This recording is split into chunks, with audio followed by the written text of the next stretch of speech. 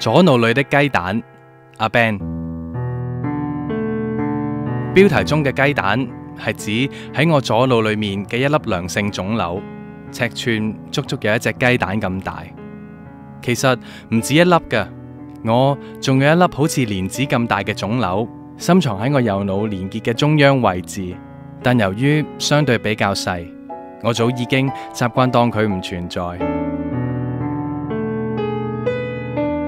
喺幾年前，我發現咗佢哋，係因為我當時個頭成日痛到好似想裂開咁。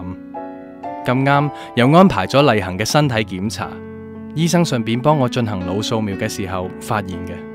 據講，嗰個俗稱水囊嘅腫瘤常見喺身體各個部分，本身係冇害嘅。但係由於我嘅情況係生喺個腦度，所以就要視乎佢嘅大細同埋位置，要觀察有冇壓住啲乜嘢神經而產生唔同程度嘅問題。就好似如果佢生喺後腦，就有機會影響我嘅記憶力；生喺前腦就有可能影響我嘅情緒。有啲案例係腫瘤尺寸好似網球咁大，患者會有偶發性嘅癲癇、手腳唔協調、瞌睡，又或者係其他各種精神病特徵等等。人嘅腦袋都唔大得去邊啦，但係嗰個腫瘤就已經佔據咗網球咁大嘅空間。你話唔得人驚就假啦。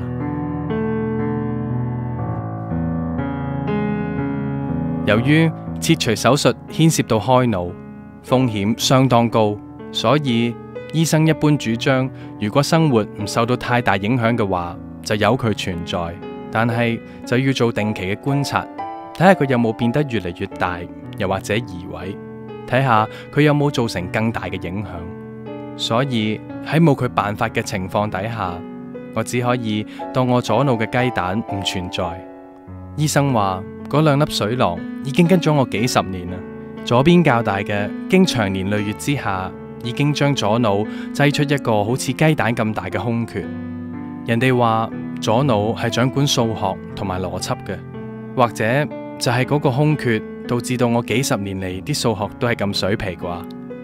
由於我嘅水囊都係靠近左眼嘅頂端神經，所以醫生當初都好擔心我嘅視力會受到影響。但係好好彩，除咗我嗰幾百度嘅近視同埋散光之外，視力未見有明顯嘅問題。我亦試過一段時間情緒起伏得有啲失控，但係比較明顯嘅就係我長期失眠嘅問題。其實我從來都冇諗過要去話俾人哋聽呢隻雞蛋嘅存在，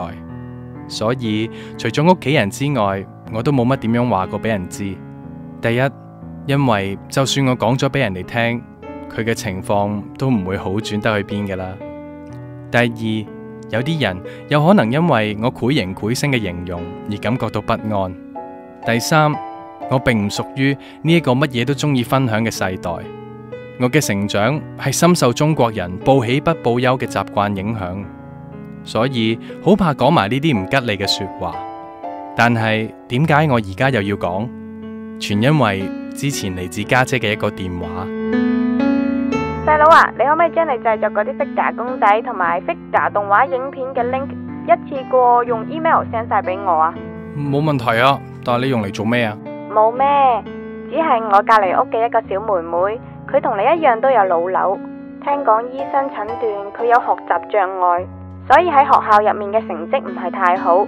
而且最近仲好似出現埋幻聽。個小妹妹俾呢啲問題搞到好唔開心，我都唔知可以點幫佢，只係想介紹你係過來人，用你嘅作品話俾佢知，就算身體有呢一個毛病，都可以積極創作嘅。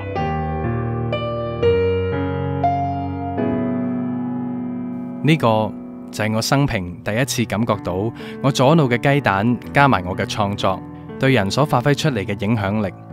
原來我嘅作品除咗喺 YouTube 上面俾人 like 同埋 dislike， 被讚賞有心機，又或者俾人哋痛罵無聊之餘，所以我選擇公開咁令更加多人了解同埋關注呢一個問題。因為事實上我哋並唔孤單，喺香港呢一個角落有我呢一粒左腦嘅雞蛋，喺世界嘅另外一個角落亦可能有一位右腦嘅湯圓、後腦嘅龍眼等等。或者我哋需要嘅唔係醫生同你講唔使擔心嘅，冇問題嘅，而係嚟自世界唔同角落嘅鼓勵同扶持，嚟面對自己腦裏面嘅呢一粒雞蛋。